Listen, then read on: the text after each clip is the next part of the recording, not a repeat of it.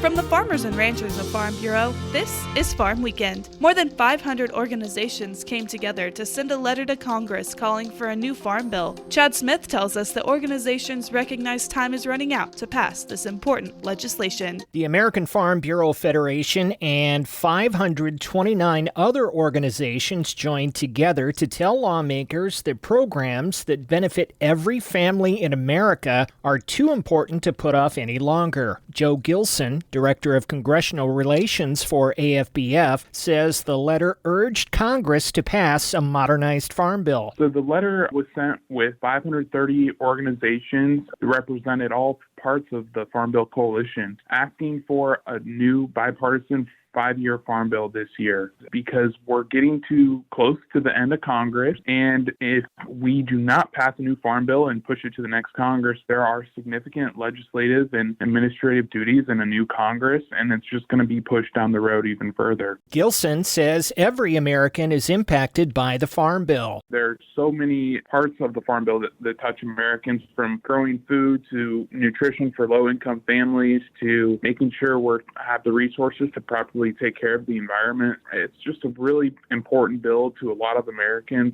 and it was great to see so many organizations sign on to the letter. The fact that more than 500 groups signed on to the letter should tell Congress how important this is. Well, I think it tells Congress that there is still a need to pass a bill this year. And I know that this whole Congress, people have been telling them that. And I think we just wanted to make the point that we haven't given up yet. We still think with the right leadership, they can advance this bill and get something done. He says Farm Bureau members can help the process by calling their elected officials and ask them to finish the process. Chad Smith, Washington.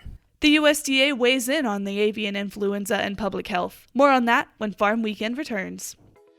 Frustrated with your current healthcare coverage? Kansans are saving up to 60% a month with Kansas Farm Bureau health plans. Choose from individual and family plans, short-term coverage, or dental and vision plans.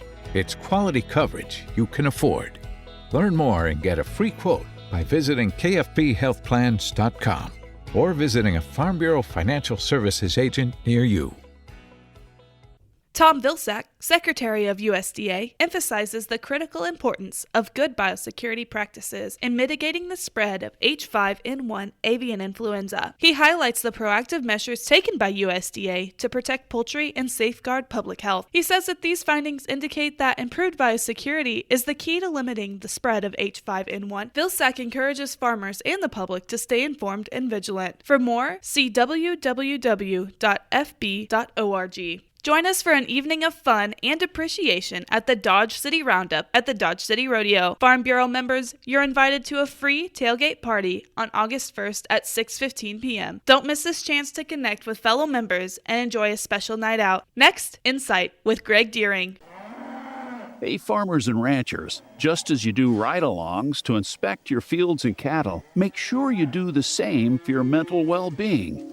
Take time to check in with yourself and your neighbors. And if you find yourself in a crisis, remember, there's immediate help available at 988. Mental health is just as vital as the health of your farm. Let's prioritize it together. This message brought to you by Kansas Farm Bureau and Kansas Farmers Union. Now, Insight with Greg Deering. Though the Greeks and Romans observed July and August to be downright miserable, as summer reached its peak, they attributed the sweltering heat to a celestial coincidence that included a nearby star called Sirius and our sun. Sirius, also called the dog star, appears to rise and set alongside the sun, leading the Greeks to believe the additional light it provided caused the heat, humidity, drought, and general discomfort associated with the dog days of summer. In Kansas, the dog days are similar to those in Greece, and while Sirius is no more responsible for the heat we experience this time of year than county fairs are, the dog days are still very much a season unto themselves. Despite the heat, the dog days have some pretty good benefits, like sweet corn, watermelon, and vine-ripened tomatoes. Like every weather forecast, Sirius has never been a perfect predictor of what's to come. When the dog days end in mid-August, the threat of heat waves will stick around for another month or so. Soon enough, however, the hot, humid days will shift to crisp, cool fall mornings that we'll appreciate so much more because we've survived the heat of summer.